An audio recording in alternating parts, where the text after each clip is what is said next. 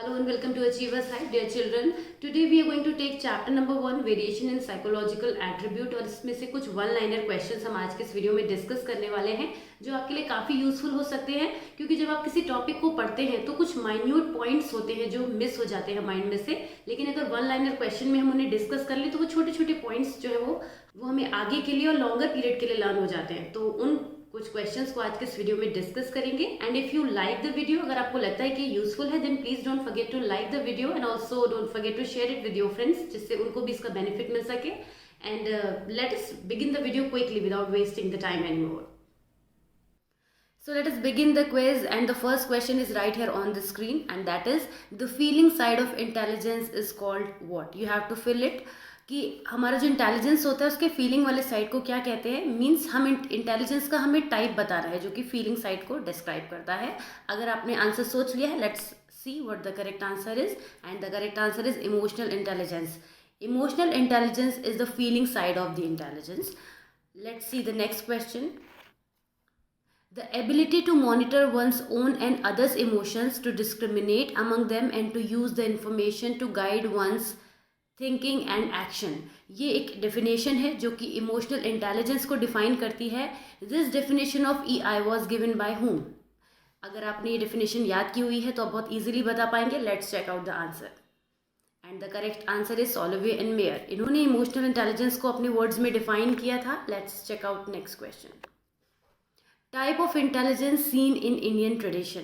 Indian tradition में intelligence के type को किस नाम से जाना जाता है? ये क्वेश्चन बहुत ज़्यादा पूछा जाता है, बहुत ही फिक्स है, टू द पॉइंट इसका आंसर है, कोई भी मैनिपुलेशन नहीं है. आई होप आपने आंसर गेस कर लिया होगा. Let's see the answer, integral intelligence. और बिल्कुल इसी तरह से एक क्वेश्चन और है जो नेक्स्ट आएगा आपके सामने. इंडियन ट्रेडिशन में हम इंटेलिजेंस को इंटीग्रल इंटेलिजेंस के नाम से भी जानते हैं. और जो नेक्स्ट क्वेश्चन है देखते हैं क्या है.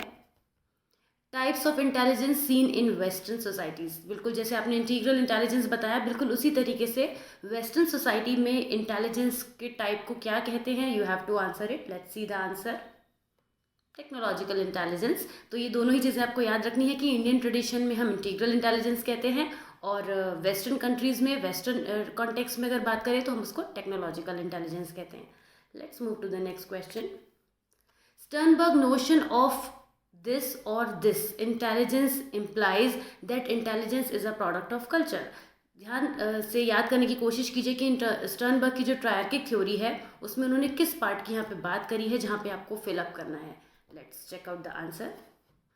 कंटेक्चुअल और प्रैक्टिकल इंटेलिजेंस. क्योंकि कंटेक्चुअल इंटेलिजेंस को ही हम प्रैक्टिकल इंटेलिजेंस कहते हैं, तो अगर ये सिंगल फिलअप में आंसर आता है तो आप कंटेक्चुअल या प्रैक्टिकल कुछ भी लिख सकते हैं, लेकिन अगर ये दो फिलअप्स आते हैं तो या फिर आप कंटेक्चुअल और प्रैक्टिकल दोनों ही यहाँ पे टर्म हम डिफाइन करेंगे. वैसे तो यहाँ पे कोई कन्फ्यूजन ना रहे, बायसनेस ना रहे, ऑब्जेक्टिविटी रहे आंसर में, इसीलिए दो फिलअप दिए हैं. बट जनरली आपके सामने जो क्वेश्चन आएगा वहाँ पे दोनों नहीं होंगे, आपके सामने एक ही फिलअप होगा. तो चलिए नेक्स्ट क्वेश्चन की तरफ बढ़ते हैं.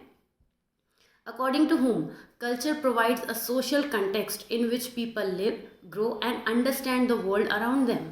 Think about this question कि किसने ये चीज़ कही है कि culture provides a social context in which people live, grow and understand the world around them.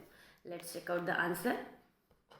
विगोट्स्की. इन्होंने अपनी डेफिनेशन में कल्चर को हाईलाइट भी किया था. अगर आपने विगोट्स्की का ये जो थॉट है पढ़ा है तो आप बहुत इजीली बता पाएंगे. एक बार दोबारा क्वेश्चन को देख लेते हैं कि विगोट्स्की ने कहा है कि culture provides a social context in which people live, grow and understand the world around them.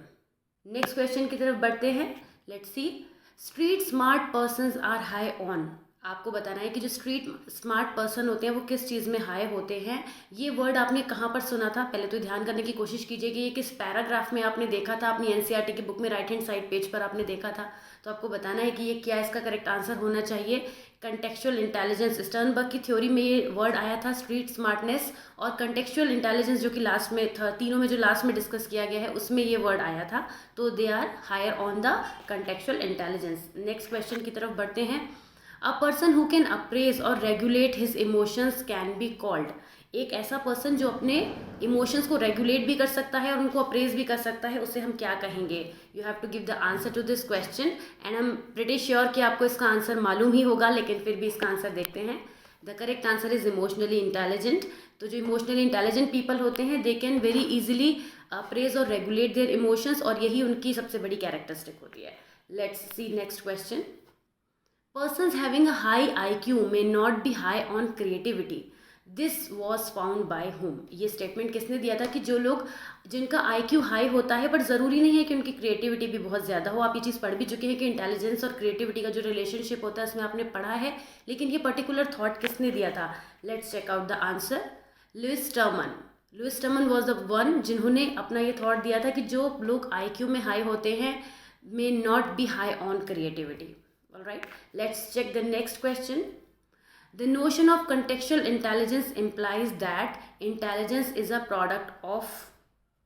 ये तो बहुत सिंपल सा क्वेश्चन है, अगर आपने ये पूरा प्रॉपर पढ़ा हुआ है इंटेलिजेंस का तो आप इजीली बता सकते हैं। Let's check out the answer, culture. फिर से देखते हैं इस क्वेश्चन को। The notion of contextual intelligence implies that intelligence is a product of culture. ये क्वेश्चन पहले भी आया था क्योंकि अभी हमने ट्रायर्किक थ्योरी से कई क्वेश्चन लिए हैं, तो ये कुछ क्वेश्चंस थे जो हमने इस वीडियो में डिस्कस किए। और भी क्वेश्चन आपके सामने आगे लेकर आएंगे। If you like this video then please like it and share with your friends, it can be useful for many of them. So see you very soon in the next video. Till then, take care. Bye bye.